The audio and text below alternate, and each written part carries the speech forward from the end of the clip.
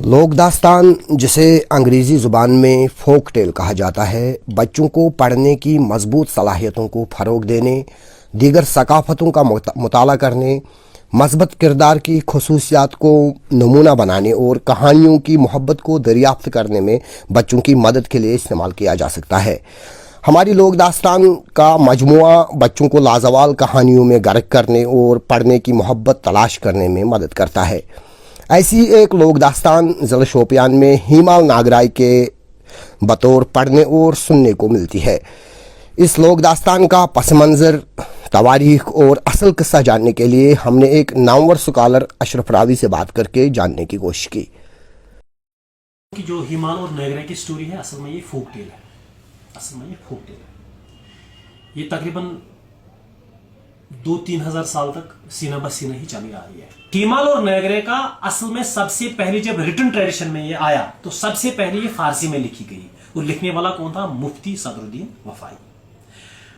हीमाल नागराई कश्मीरी में सबसे पहले वलीउल्लाह मुत्तू ने लाई, जिसने मुफ्ती सदरुद्दीन वफाई की फारसी मसनवी को एडेप्टेड ट्रांसलेट किया। सबसे पहली बार मुल्ला अहमद ने वाकाया कश्मीर नाम की एक फारसी तवारीख लिखी ज़ैनुल आबिदीन के दौर हुकूमत में, और उस वाकाया कश्मीर किताब में पहली बार तवारीखी तौर पर हीमाल और नागराई का जिक्र हुआ है।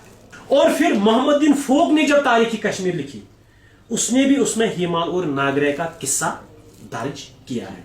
तो इस तरीके से इस फोक टेल को, इस जबानी सीना ब सीना आई हुई इस कहानी को तारीख का एक पैराया मिल जाता है। Being a scholar, how do you see the importance of folklore? खासकर अगर हम नई जनरेशन की बात करें, बहुत सारे बच्चे ऐसे हैं जो ये कह रहे हैं कि ये तो मिथ जैसा है, कहानी सुनने में अच्छा लगता है, लेकिन अब जो तवारीख के हवाले भी हमें मिल रहे हैं और हमने बाज़ाबिता अपने आँखों से वो सबूत भी देखें, तो कहीं ना कहीं आपको लग रहा है कि इनकी इम्पोर्टेंस समाज में है और नई जनरेशन को इस बारे में पता होना चाहिए।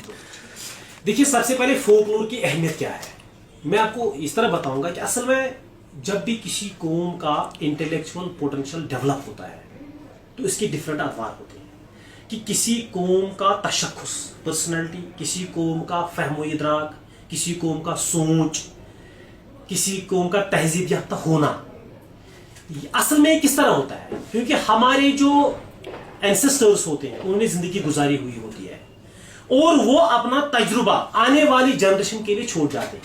और वो किस तरीके से छोड़ जाएंगे? आज के डेट में तो हम कहेंगे लिटरेचर लिखा, शायरी लिखी, ड्रामे लिखे, तवारीख लिखी, किताबें लिखी, तो आने वाला कौन वो किताबें पढ़ेगा?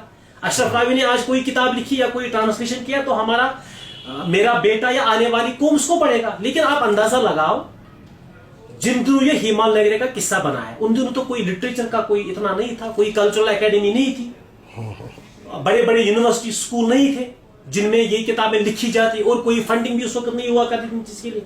तो उन वक्तों में तो ओरल ट्रेडिशन के जरिए ही इल्म और हिकमत और दानाई और लिटरेचर एक जनरेशन से दूसरी जनरेशन तक चला जाता था। अब सवाल है कि इससे क्या होता है? इससे होता है क्योंकि हम अपनी शख्सियत को निखारते हैं जब हम अदब पढ़ते हैं, हम अपनी शख्सियत को निखारते हैं जब हम तवारीख पढ़ते हैं, हमें अपने रूट्स का पता चलता है जब हम तवारीख पढ़ते हैं। मैं आपकी वसातत से डिस्ट्रिक्ट एडमिनिस्ट्रेशन शोपियान खासकर, और उसके बाद जो आर्कियोलॉजिकल सर्वे ऑफ इंडिया का यहाँ पर लोकल स्टेट में उनका ब्रांच होगा, या Jammu and Kashmir academy of art culture and languages की अगर हम बात करेंगे, या बाकी जितने भी डिपार्टमेंट इसके साथ रिलेटेड हैं, मैं आपकी वसातत से उनको ये कहता हूँ कि हीमाल और नागराई का जो दो चश्मे हैं, चूंकि तवारीखी हवाले हैं, इनके साथ जुड़े हुए हैं, और जो आज भी हमारे आंखों के सामने है। जब हम शोपियान से श्रीनगर जाते हैं या श्रीनगर से जब हम शोपियान आते हैं तो बिल्कुल आपको रिंडी आरा का ब्रिज क्रॉस करते हुए श्रीनगर से शोपियान जब आते हैं मुगल रोड पर जाने के लिए, तो राइट साइड में सिर्फ कुछ फुट की दूरी पर आपको एक चश्मा मिलता है जहां पर एक स्टोन भी लगी हुई है आर्कियोलॉजिकल सर्वे ऑफ इंडिया की। और बलपोरा में जो है हिमाल का नाम, इनको प्रिजर्व करने की अशद जरूरत है क्योंकि ये शोपियान की पहचान है, ये पूरे जम्मू कश्मीर और पूरे कश्मीर की पहचान है।